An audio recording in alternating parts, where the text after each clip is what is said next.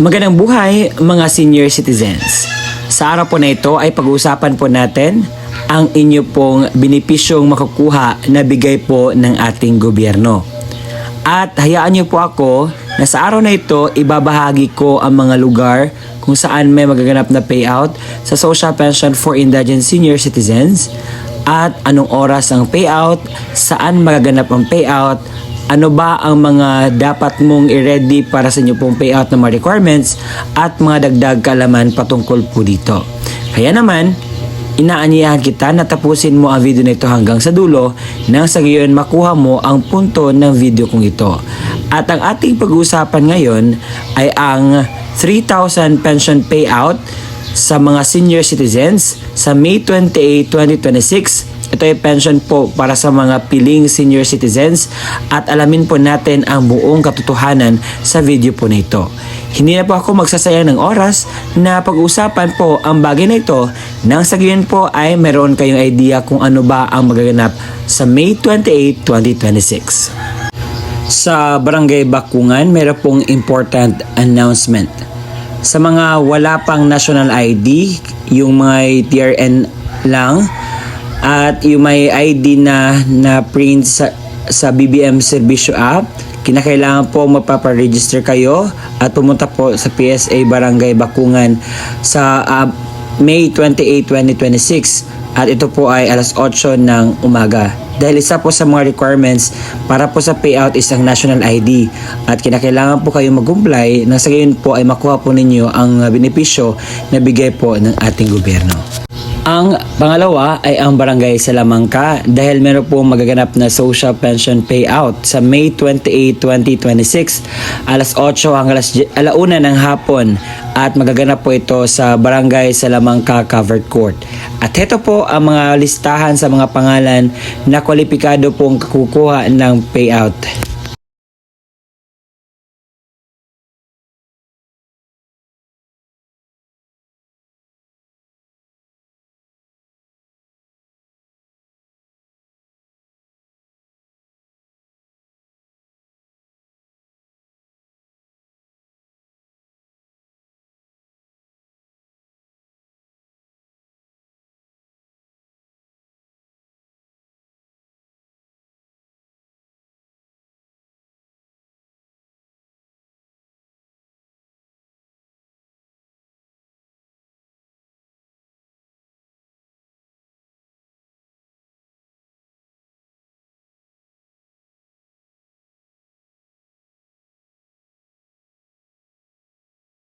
Ang kasunod naman ay ang probinsya ng Bukidnon sa munisipalidad ng Malitbog dahil meron pong gaganap na second quarter April to June na payout sa May 28, 2026 sa alauna alas 8:30 hanggang 5 ng hapon at ito po ang mga pangalan sa mga kwalipikadong kukuha ng payout po.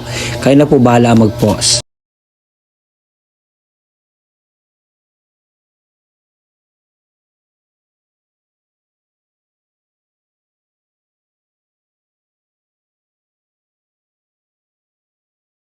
Ang kasunod po ay ang probinsya ng Cebu sa munisipalidad ng Santa Fe dahil meron pong announcement ito.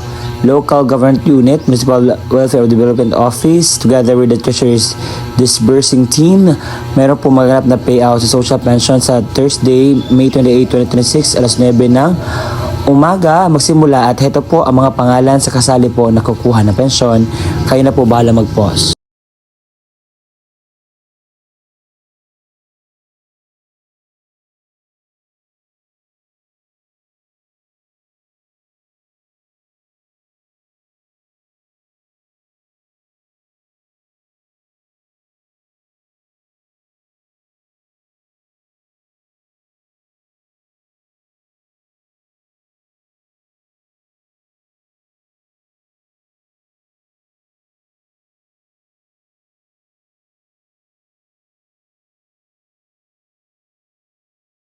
Ngayon po ay meron po magaganap na validation kung ikaw ay kwalipikado pa bang makatanggap ng payout sa social pension sa May 28, 2026 po, alas 9 ng umaga ang inyo pong payout sa Barangay Ginakot po kayo pupunta para po malaman po ninyo kung kwalipikado pa kayo o hindi na. Sa probinsya ng Negros Oriental, sa Bindoy Unit Office, meron po magandang dapat kayong malaman. Nag-urge po sila sa mga senior citizens sa barangay na merong sa listahan sa May 28, 2026 po sa Dumog Covered Court, Bindoy, alas 8 ng umaga. Meron pong ginaganap na validation at ito po ang mga pangalan sa mga kasaling magva-validate.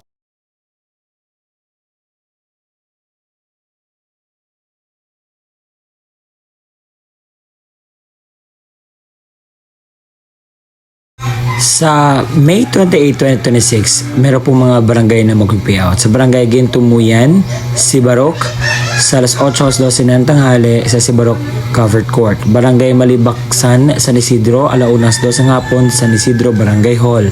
Sa barangay Matugas Alto, Matugas Baho, alas 12:30 hanggang 5 ng hapon, sa Matugas Baho Covered Court.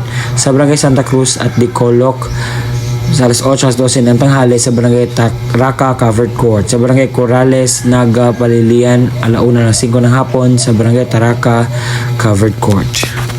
Sa Baguio City Public Information Office sa May 28, 2026, meron po magaganap na payout sa Section 4, District 5, 7, 15A, 15-B.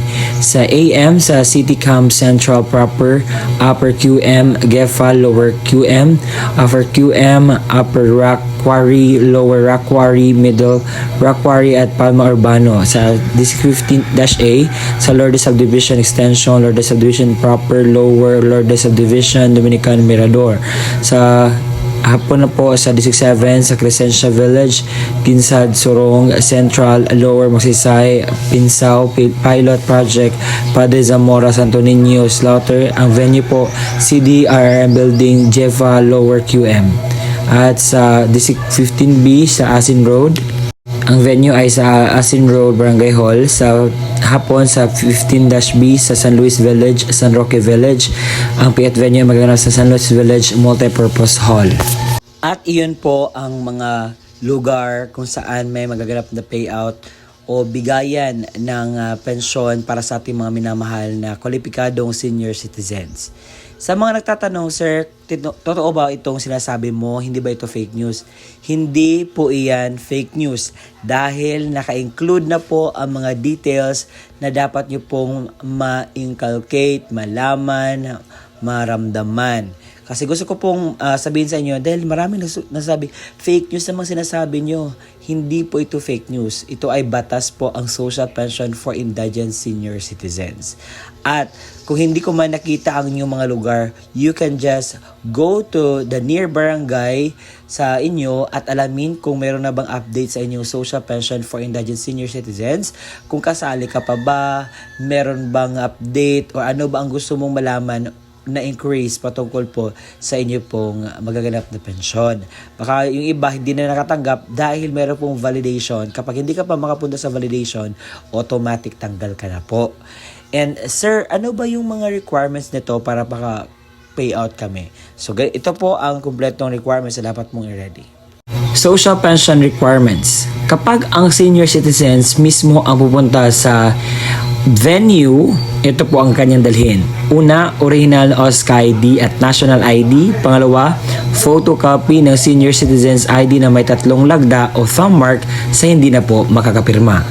Kung ang representative ng senior citizens naman ang kukuha, ito po ang dapat niyang dalhin. Una, original at photocopy ng ID ng senior citizens ID na may 3 lagda o thumb mark sa hindi na po makakapirma.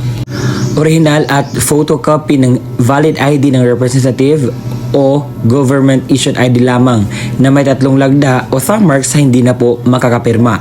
Sulat, pahintulot or authorization letter mula sa senior na mayroong pirma, thumb mark at naayon sa format mula sa DSWD, makukuha po ito sa inyo pong barangay. Pang-apat, kopya ng litrato ng senior citizens na may kasamang representative na may hawak na updated newspaper. Kung ang kukuha naman ay representative ng namayapang senior, ito po ang kanyang dalhin. Una, original at photocopy ng ID ng senior citizens or certificate of membership mula sa OSCA kapag wala na itong OSCA ID na photocopy.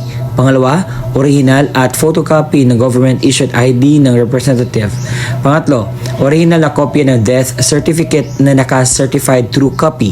Paunawa, ang mga namayapang pensioner ay makatanggap lamang ng kanilang pensyon depende sa quarter kung kailan yumao ang alinsunod sa alintunin mula sa DSWD. At yun po ang kumpletong detalye sa inyo pong makukuhang pensyon sa araw po na aking sinasabi. Salamat po sa pakikinig hanggang sa susunod na aking upload. Bye-bye.